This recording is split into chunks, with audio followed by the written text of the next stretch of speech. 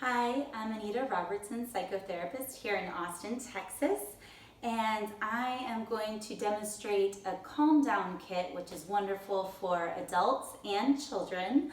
And really what it is about learning how to recognize your emotions and regulate them so they don't feel so intense and overwhelming. I love using this with kids. I find that with adults it's really helpful. It's also great if you're a parent, if you can model using the kit. You can take it in a box so it can be really transportable, or you can create a corner in your house. That way when your little one is having some really big feelings, they have this area that feels safe and has a lot of different ways to help them process what's going on, because as we are learning, emotional intelligence and emotional recognition is really, really important. So this is kind of the DIY version. You'll see that these things are not elegant or really prepared, and hopefully that will inspire you just to go out, be creative, do whatever feels right for you or your child. So first, the Calm Down kits are really about using the 5 senses and seeing which one or 2 or 3 might help calm you down, help regulate, bring some attention and awareness to what's going on with you presently. So one of the first things that a lot of people tend to regulate well is touch.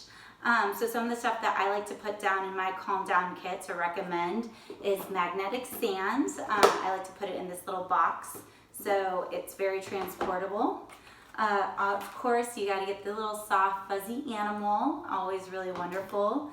I like some kind of squeeze toy. This one's a little dog. Ooh, and it even has a light, so you get the visual as well. And then also you can use Play-Doh. Play-Doh is really fun. It kind of combines touch and sight at the same time. So I always like to throw in some Play-Doh as well. So those are some of my recommendations for touch. Now for visual or for sight, Play-Doh, like I said, is always a good one. Even some fun, like little slinky things can be a fun way to engage and be mesmerized with all these things. Of course, coloring is a really wonderful option for both kids and adults. The mandala coloring books are really wonderful and can be very soothing. So just picking up one of these. This is more kid-friendly because it has a little bit more space, but they also have some really intricate ones for adults. Having some markers and pens. Generally, if it is an older child or an adult, I would recommend putting a journal or a notebook in there to write down their feelings. For little kids, I like these little visuals. This one is my moods, my choices. My 2-year-old loves this, even though he's just kind of getting the idea of what to do. You can see the emotion and then what to do on the back of just different ideas. I think it's a really cute book. It's really portable. You can find it on Amazon on the links on my website. This is another really wonderful book that I like. It's called Moody Cow Meditates, and you get a sparkle wand or one of these bubble things because this story is all about a cow learning how to meditate. So really kind of breathing, bringing their senses in. And so here it is, this glitter jar. It's also really, really fun to make too at home. I've made them with tons and tons of adults and kids. So you can also get a little messy and make your own glitter jar as well that goes with the story. So Moody Cow Meditates. All right, so the next scent, or the smell, the next sense is smell. So here we go with lotions. I really like the Bath & Body Works. They're cheap, they're easy, you can grab these types of things anywhere.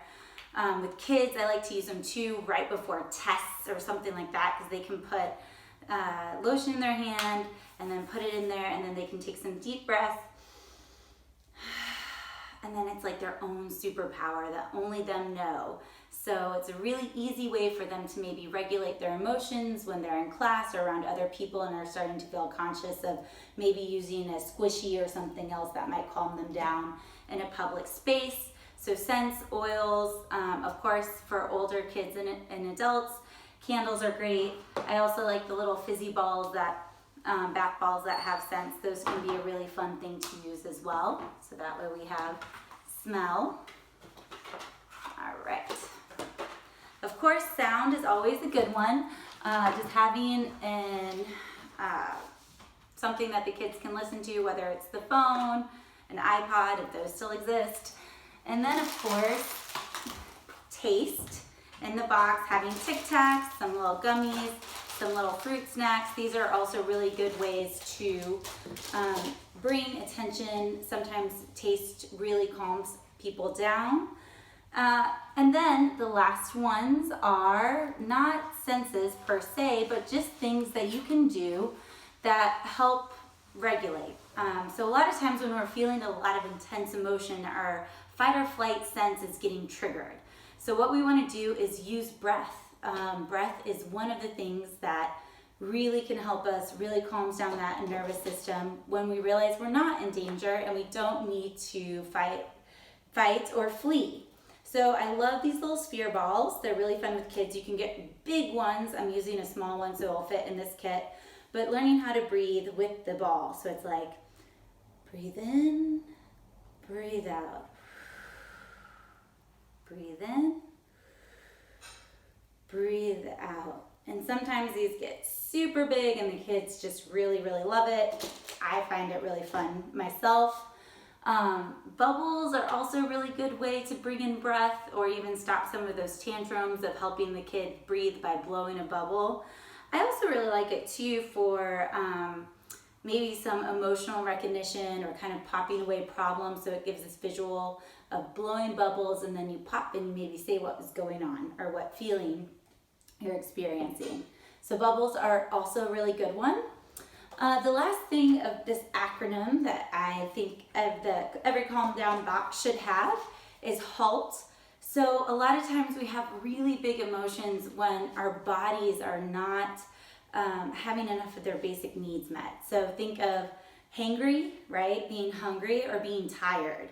I know for both of those, I have some pretty intense emotions. Me not finding my keys when I'm tired and hungry feels like the end of the world is happening, versus if I'm well rested and fed, I can take a deep breath and be like, okay, where did I put my keys? Probably in my jacket pocket or my purse or wherever I might have left them. So the HALT acronym I really like because it talks about checking in with yourself. Are you hungry? You know, maybe you need to eat and see how you feel afterwards. Are you angry? Is something else really bothering you? And when that happens, we have a tendency to maybe be angry at a lot of different things. Are you feeling lonely? Connection is a human need. And are you feeling tired? You know, sleep is so important, and sometimes we just don't sleep enough with the schedules of our society. One other book I really like that kind of can help with some of the loneliness or even separation anxiety with young kids is The Invisible String.